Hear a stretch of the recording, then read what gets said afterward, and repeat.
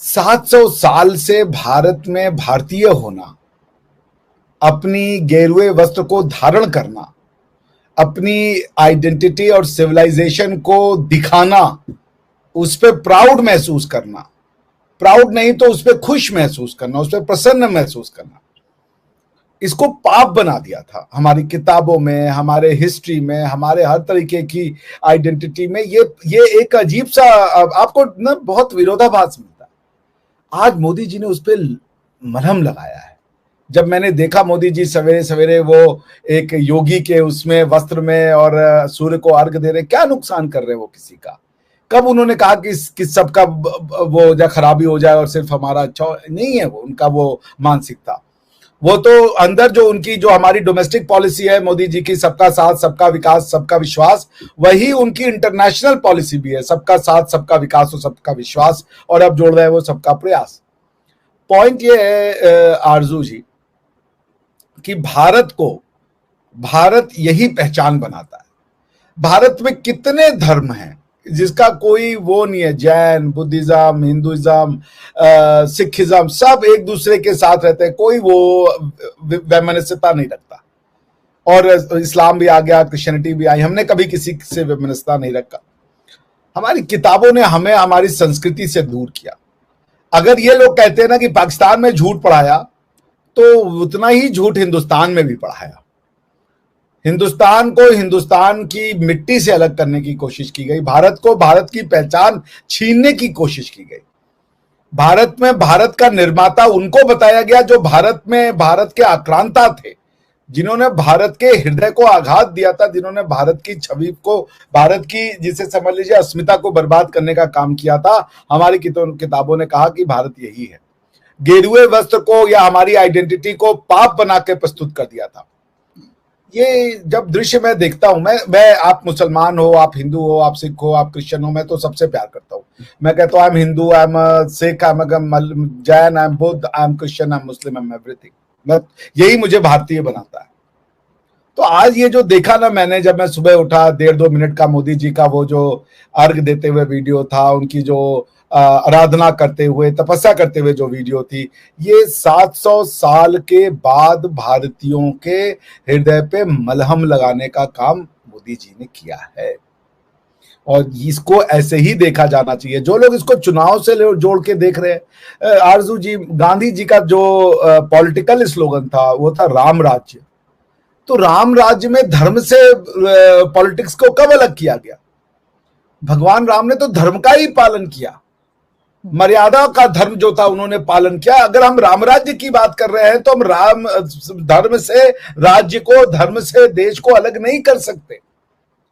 वो यूरोपियंस की प्रॉब्लम है कि रिलीजन का पॉलिटिक्स से सेपरेशन हो चाहिए। हमारे यहाँ नहीं है। हमारे यहाँ तो पॉलिटिक्स को और धर्म, जिसे कहते हैं धर्म भीरू होना चाहिए, और धर्म को आत्मसात करना चाहिए, क्योंकि धर्म और रिलीजन एक चीज नहीं है।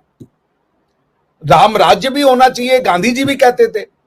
तो राम राज्य लाना है तो फिर आप उसको आप राम से अगर राज्य को अलग कर दोगे, आप अगर सेपरेशन ऑफ चर्च के नाम पर राम का राज्य से ही पृथकीकरण कर दोगे, उसको विच्छेदन कर दोगे, उसको अलग कर दोगे, तो भारत तो नहीं बचेगा। जिन लोगों ने अपने आप को, भारत के जिन लोगों ने अपने आप को राम से अलग किया, सनातन से अलग किया, वेद से अलग किया, वो अपने आप को भारतीय तो नहीं कहते। आज आप क्षमा चाहूंगा, लेकिन आप पाकिस्तान के लोगों से पूछिए, वो भारतीय हो तो नहीं कहलाना चाहते। क्यों? क्योंकि उन्होंने राम से अपना संबंध तोड़ दिया। लाहौर में रहने वाला अपने आप को भारतीय ना कहे। भगवान राम के बचाए गए, भगवान राम के पुत्र द्वारा बसाए गए शहर में रहने वाले लोग अपने आप को राम से न जोड़े। ये तो वही बात हो गई कि मक्का में रहने वाला अपने आप को प्रॉफिट से न जोड़े। तो पॉइंट ये है आरजू जी कि आज मोदी जी ने 700 साल से बहते हुए घाव पे मलहम लगाया है।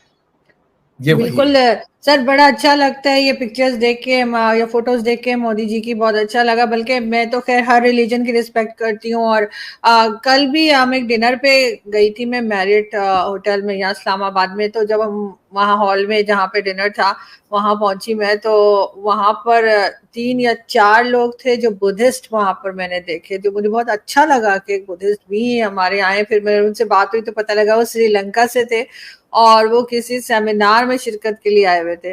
तो मैंने उनके साथ फोटोज भी बनाई और सोशल मीडिया पर भी लगाई हैं, और उन्होंने मुझे बहुत दुआएं भी दी हैं, बहुत ब्लेसिंग्स दी उन्होंने मुझे बहुत अच्छा लगा।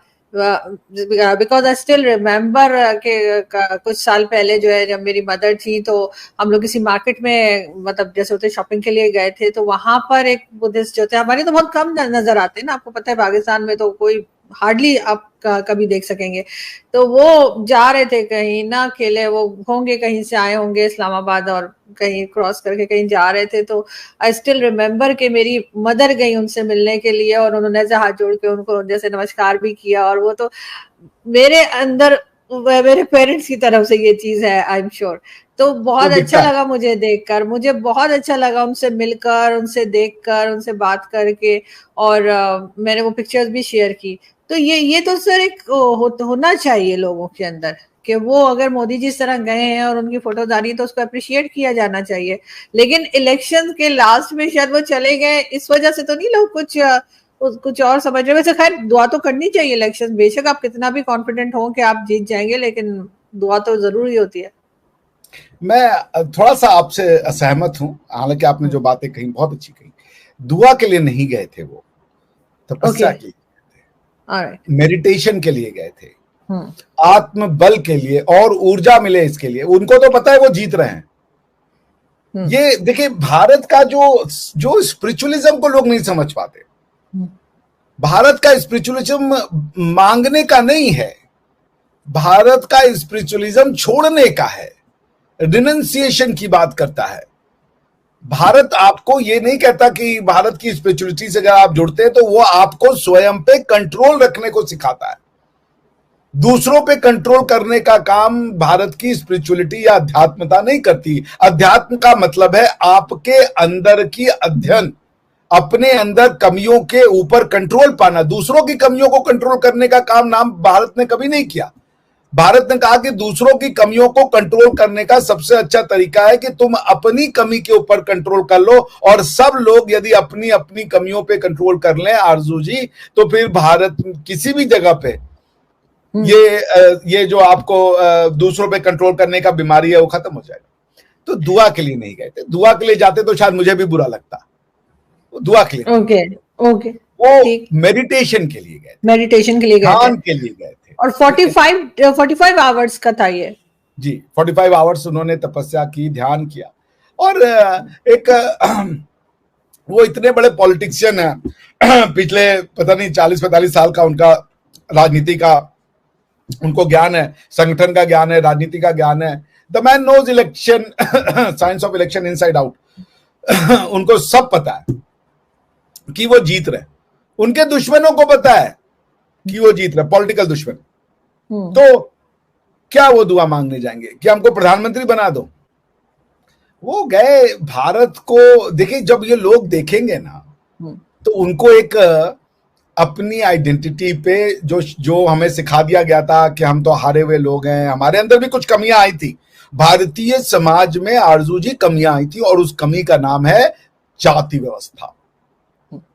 जात पात ने भारत को बर्बाद करने का काम किया। कुछ लोगों ने उसको समझा नहीं और यहां पे एक गलत प्रैक्टिस को जन्म दिया।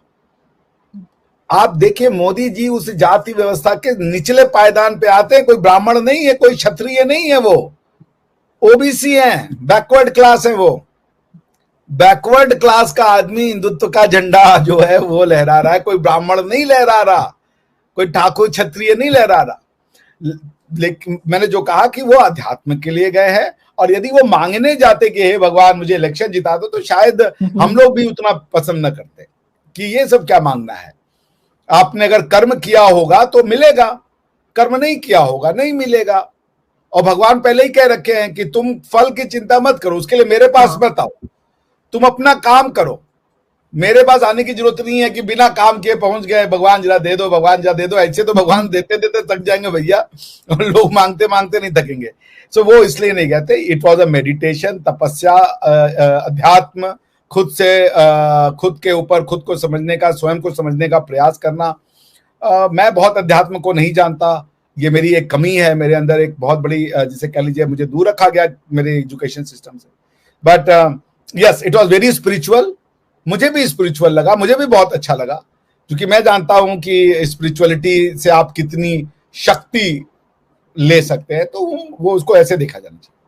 बिल्कुल। खैर सर, अगर काम किया हो आपने, चाहे वो पॉलिटिकल फिगर हो चाहे आम इंसान हो, अगर अच्छा काम किया होता है तो वो जरूर उसका फल मिलता है। और बातें को कहते हैं कि जी तू, वो मैंने भी पढ़ा है कि कर्म कर फल की इच्छा ना कर, लेकिन कर्मा पे मैं बहुत ज्यादा बिलीव रखती हूँ।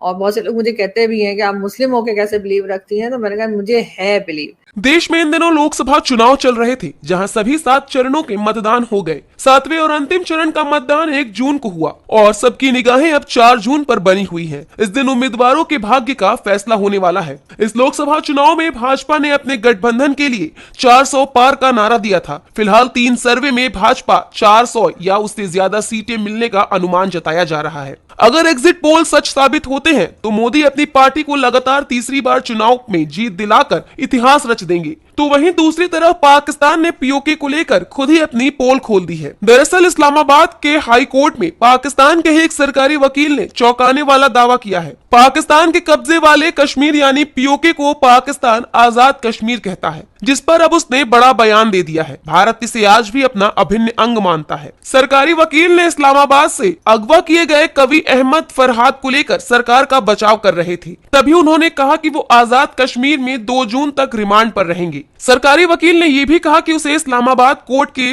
सामने पेश नहीं किया जा सकता, क्योंकि आजाद कश्मीर हमारा नहीं बल्कि एक विदेशी क्षेत्र है। हाई कोर्ट भी सरकारी वकील के इस दावे को सुनकर हैरान हुआ और उसने कहा कि अगर आजाद कश्मीर एक विदेशी क्षेत्र है तो फिर पाकिस्तान रेंजर्स यहां पाकिस्तान से कैसे प्रवेश कर गए। पाकिस्तानी पत्रकार ने भी इस दावे पर नाराजगी जताई और कहा कि ये दावा न्यायिक प्रणाली और आजाद कश्मीर की स्थिति पर कई सवाल खड़े कर रहा है। उन्होंने ये भी कहा कि अगर आजाद कश्मीर हमारा नहीं है तो पाकिस्तान को एक विदेशी क्षेत्र में सैनिक की तैनाती और प्रशासन का अधिकार कैसे मिला।